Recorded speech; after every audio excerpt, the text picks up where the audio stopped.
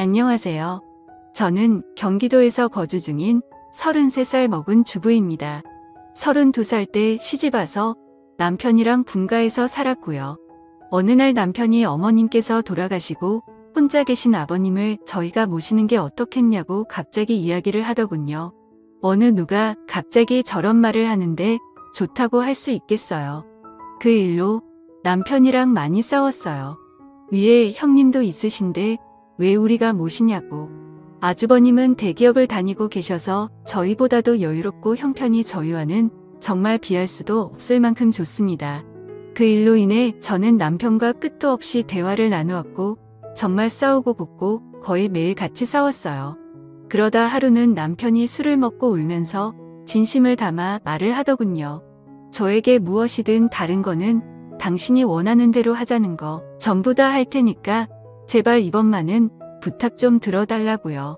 그러면서 남편은 이야기를 이어갔습니다. 남편이 어릴 적에는 엄청 개구쟁이였대요. 매일 사고 치고 다니고 해서 아버님께서 매번 뒤 수습하러 다니셨다고 하더라고요. 남편이 어릴 때 골목에서 놀고 있는데 지나가던 중간 크기의 트럭에 받칠 뻔한 걸 아버님이 보시고 남편 대신 부딪히셨는데 그것 때문에 지금도 오른쪽 어깨를 잘못 쓰신대요. 그리고 아버님 하시던 일이 노가다였는데 남편이 군 제대하고도 26살 때쯤까지 놀고 먹었더랍니다. 아버님이 남편을 늦게 낳으셔서 지금 아버님 연세가 68세 되세요. 남편은 33살이고요. 60세 넘으셨을 때도 노가다 하시면서 가족들 먹여 살리고 고생만 하셨다네요.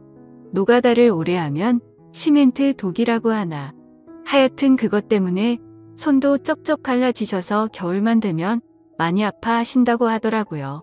평생 모아오신 재산으로 마련하셨던 조그만한 집도 아주버님이랑 남편 결혼할 때 집 장만해 주신다고 파시고 지금은 월세 내면서 원룸에 들어가서 사신다고 하더라고요. 그런데 어머님까지 돌아가시고 혼자 계신 거 보니 마음이 아파서 눈물이 자주 난다고 하더라고요. 저희가 살림이 넉넉했으면 이런 걱정도 안 할 텐데요. 저는 집에서 살림을 하는 평범한 주부이고 남편은 혼자 직장을 다니는데 일반적인 중소기업을 다니고 이직한 지 얼마 되지 않아 한 달에 세후 150 정도를 벌어옵니다. 그런데 그걸로 아버님께서 오시면 아무래도 반찬도 지금보다는 더 신경을 써야 할 것 같고 여러 가지로 많이 힘들 것 같더라고요. 심지어 그때는 제가 임신을 했어서 아이가 3개월 차인데 모든 부분이 힘겹더라고요. 그럼에도 부유하셨던 형님께서는 절대 아버님을 못 모신다고 강력히 못 박으셨고 아주버님도 그럴 생각이 없다라고 남편이 말을 하더라고요. 저렇게 철벽 방어를 하는데 어떻게 하겠습니까? 그리고 남편이 진심 어린 말들을 저렇게까지 했는데요. 그래서 넉 달 전부터 아버님을 모시기로 하고 저희 집으로 아버님을 모셔왔습니다.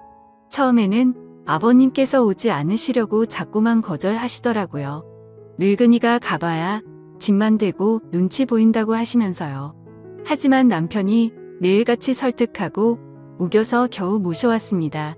모셔온 첫날부터 여러모로 정말 신경이 쓰이더라고요.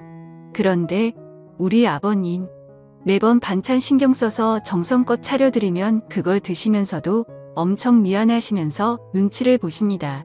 가끔씩 고기 반찬이나 맛있는 음식을 해드리면 아버님께서는 드시지 않고 남겨두셨다가 저희 남편이 퇴근하고 돌아오면 남편을 먹이더라고요.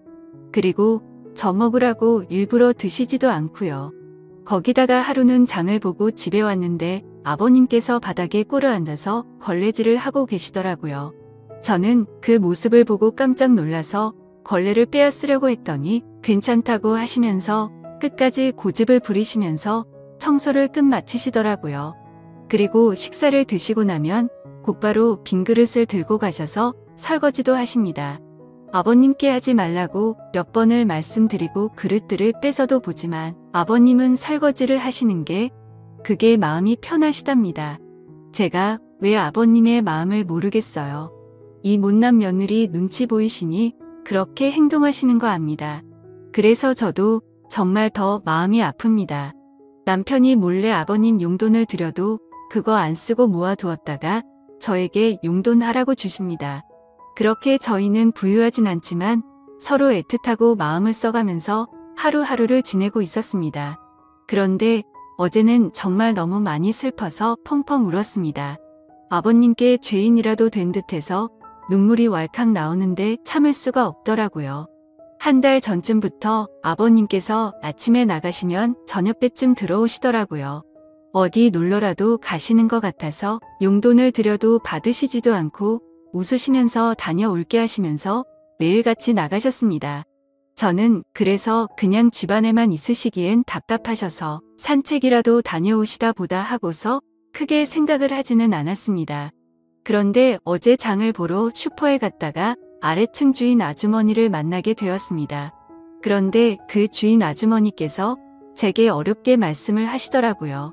오다가 이 집 할아버지 봤는데 유모차에 박스 실어서 가던데. 이 말을 듣고 저는 상상조차 못해봤던 일에 깜짝 놀랐습니다. 네, 맞습니다.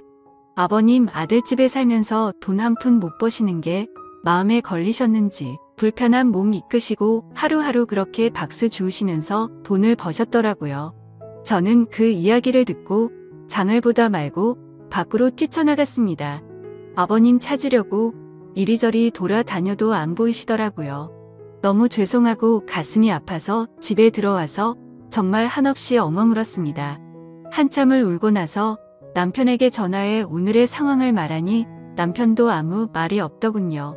한참의 정적이 흐르고 남편은 일찍 들어간다고 말하고 그렇게 통화를 끊었고 남편은 저녁 5시 조금 넘어서 평소보다 일찍 퇴근하고 들어왔습니다.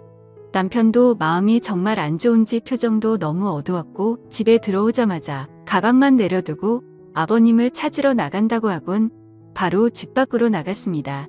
제가 정말 바보였고 한심한 며느리였습니다. 그렇게 매일같이 나가셨는데 관심을 가지고 진작 이 사실을 알았어야 했는데 말이죠. 며칠 전부터 아버님께서 저 먹으라고 봉지에 들려주시던 과일과 과자들을 받으면서도 아버님께서 사오신 것인지 일을 해서 사온 것인가라는 생각도 못했다니 정말 한심스럽습니다. 못난 며느리 눈치 안 보셔도 되는데 그게 불편하셨던지 아들 집 오셔서도 편하게 지내지도 못하시고 매일같이 눈치만 보시다 불편하신 몸 이끌고 그렇게 일을 하고 계셨다니. 친정에 저희 아빠도 고생만 하시다가 돌아가셨는데 돌아가신 아빠 생각도 나고 해서 그렇게 저는 또다시 한참을 펑펑 울었습니다. 그날따라 아버님 웃으실 때 얼굴에 깊게 패인 많은 주름들과 평생 고생을 하셔서 손목에서 갈라진 피부가 자꾸 눈앞에 아른거리고 생각나면서 너무나도 죄송한 마음에 남편이 아버님이랑 들어올 때까지 울고 있었습니다. 남편이 아버님을 찾아 나가고 1시간 정도 좀 넘어서 남편이 아버님을 모시고 집으로 들어오더라고요. 아버님 들어오시면서도 제 눈치를 보시면서 뒤에 끌고 오던 유모차를 숨기시는 모습이 왜 그리 마음이 아플까요? 오히려 죄송해야 할 건 저인데요. 아버님께서 미안해 하는 듯한 그런 모습이 가슴에 남아서 지금도 이 글을 적는데도 마음이 너무 아픕니다.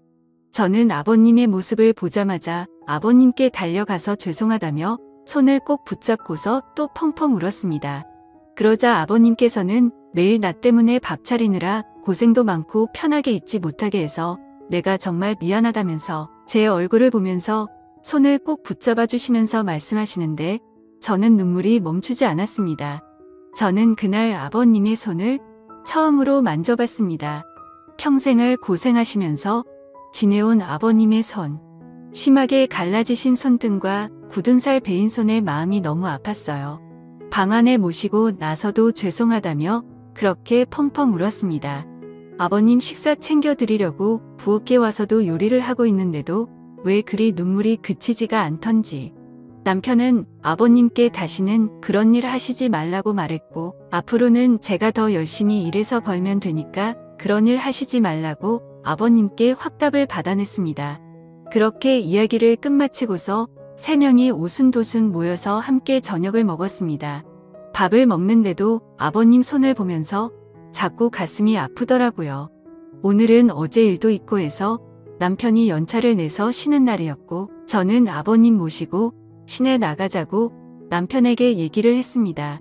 그렇게 저희는 다 같이 시내에 나갔고 날이 좀 쌀쌀해져서 아버님 잠바 하나랑 신발을 샀습니다. 한사코 괜찮다고 하시던 아버님께 제가 말씀을 드렸습니다. 자꾸 그러시면 제가 아버님 눈치 보여서 힘들어 이렇게 말씀드렸더니 아버님께서는 고맙다고 하시면서 받으시더라고요. 그리고 집에 아버님 심심하실까봐 케이블 TV도 신청했습니다. 아버님께서 스포츠를 좋아하시는데 오늘 야구 방송이랑 낚시 방송 보시면서 너무 즐거워 보이시더라고요. 조용히 다가가서 아버님 어깨를 만져드리는데 보기보다 정말 왜소하시더라고요. 제가 꽉 잡아도 부서질 것만 같은 그런 아버님의 어깨.